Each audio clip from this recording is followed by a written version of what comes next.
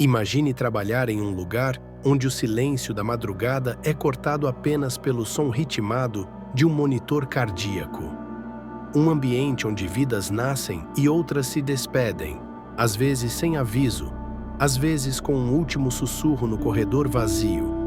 Agora imagine que, entre os plantões e prontuários, você começa a perceber algo errado. Portas que se abrem sozinhas, passos onde não deveria haver ninguém, e pacientes que pedem ajuda mesmo depois de declarados mortos.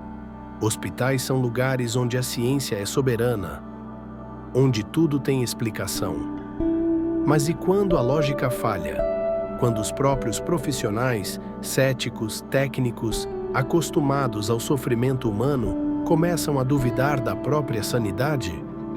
Hoje você vai conhecer 5 relatos verídicos ou baseados em testemunhos reais de médicos, enfermeiros e técnicos que vivenciaram momentos aterrorizantes nos bastidores dos hospitais. Relatos que nunca foram explicados, que continuam assombrando quem viveu e quem ouviu. Alguns desses casos foram mantidos em segredo por anos. Outros circulam como lendas entre corredores vazios, onde o medo ecoa baixinho. E quando você terminar de assistir, vai se perguntar: o que realmente acontece quando a luz se apaga e só restam você e o inexplicável? Então já se ajeita aí, apaga as luzes se tiver coragem e se inscreve no canal se ainda não for inscrito, porque agora você vai embarcar em mais uma viagem pela Rota dos Mistérios. Relato 1. O paciente do quarto andar.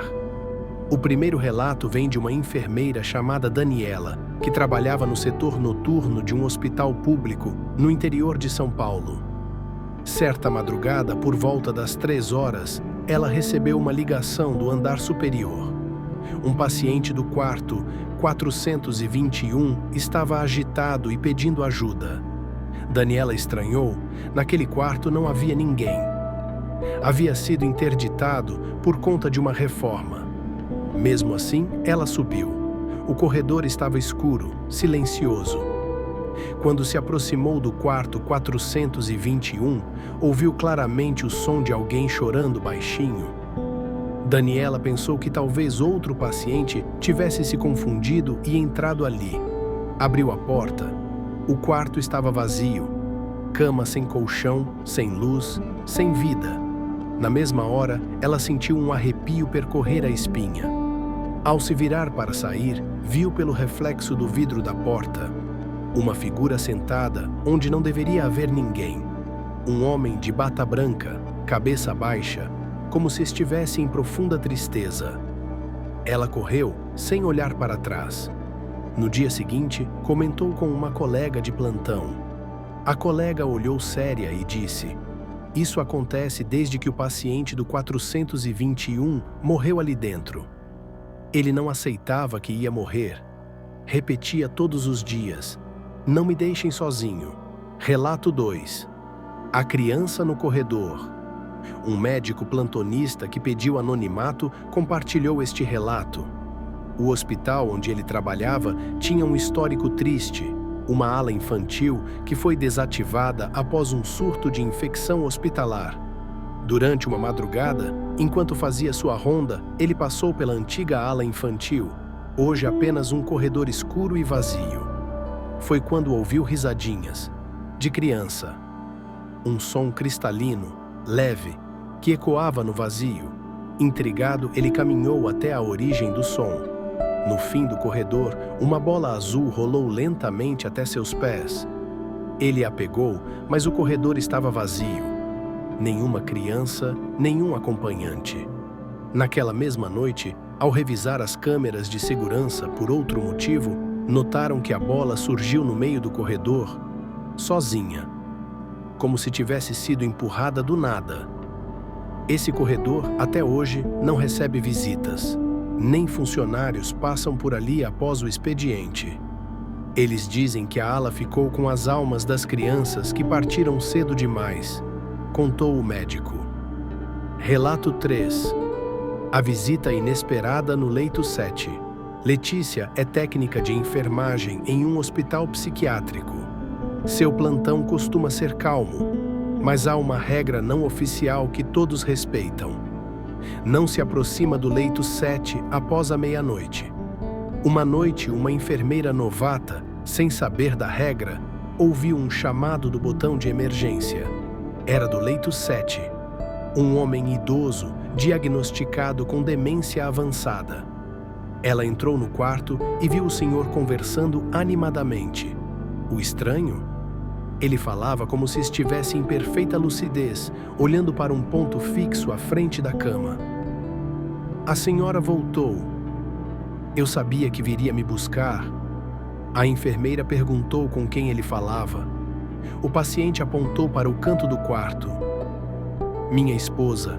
Ela morreu há 10 anos, mas sempre vem quando estou perto da hora. Minutos depois, o monitor cardíaco disparou um alarme. O homem havia falecido. No dia seguinte, a supervisora contou que outros pacientes no leito 7 relataram ver pessoas queridas momentos antes de morrerem. O leito foi desativado. Relato 4. O elevador do subsolo. Este relato veio de um funcionário da manutenção. Um homem cético que dizia não acreditar em nada disso até aquela noite. Ele foi chamado para verificar um problema no elevador de serviço. O equipamento travava e, por algum motivo, descia sozinho até o subsolo, um andar fechado há anos por alagamento. Ele desceu até lá por escadas. Quando chegou ao subsolo, encontrou a porta do elevador aberta. Lá dentro, um homem de terno, de pé, olhando para a frente. O funcionário perguntou se ele estava perdido. O homem não respondeu. Foi quando o técnico percebeu. O homem não tinha reflexo no espelho do elevador. Congelado de medo, ele recuou. A porta se fechou sozinha e o elevador subiu. O segurança do turno confirmou que ninguém desceu naquele horário e as câmeras não mostraram ninguém entrando no elevador. Relato 5. A mão no ombro. Mariana era residente de medicina e estava em uma semana intensa de plantões. Na última noite antes de folgar, ela estava esgotada e tirou um cochilo em uma sala de descanso do hospital. Durante o sono leve, sentiu algo estranho. Uma mão fria em seu ombro. Ela acordou sobressaltada. Estava sozinha na sala. Pensando que fosse cansaço ou alucinação do sono, voltou a deitar. Novamente sentiu a mão. Dessa vez mais firme, e ouviu uma voz sussurrando. Não é hora de dormir. Assustada, saiu correndo. Quando contou para uma enfermeira, ouviu o seguinte: já vi 3 pessoas desistirem dessa sala. Todas disseram que alguém tenta acordá-las e que se você insistir em dormir lá, algo pior acontece. Desde então, Mariana nunca mais dormiu no hospital.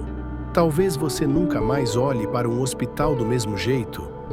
Entre corredores frios, luzes que piscam e camas silenciosas, há algo que a medicina ainda não consegue explicar. Algo que escapa aos prontuários, exames e diagnósticos. Presenças, vozes, sinais. Coisas que apenas quem trabalha noite após noite nesses ambientes silenciosos consegue perceber. Esses relatos que você ouviu hoje não vieram de pessoas impressionáveis. Vieram de profissionais treinados para lidar com a morte com naturalidade. E mesmo assim, até hoje, muitos deles não conseguem esquecer o que viram ou ouviram. Alguns abandonaram suas funções, outros seguem, mas preferem não falar sobre o que aconteceu, como se dar voz ao medo fosse trazê-lo de volta. E a verdade é, por trás de cada hospital, há histórias que nunca chegam ao conhecimento do público. Casos que ficam apenas entre os funcionários, passados como sussurros entre um plantão e outro, como quem conta um segredo proibido. Mas agora você sabe. Agora essas histórias fazem parte da sua mente também. E se você já viveu ou conhece alguém que passou por algo inexplicável em um hospital, escreve aqui nos comentários.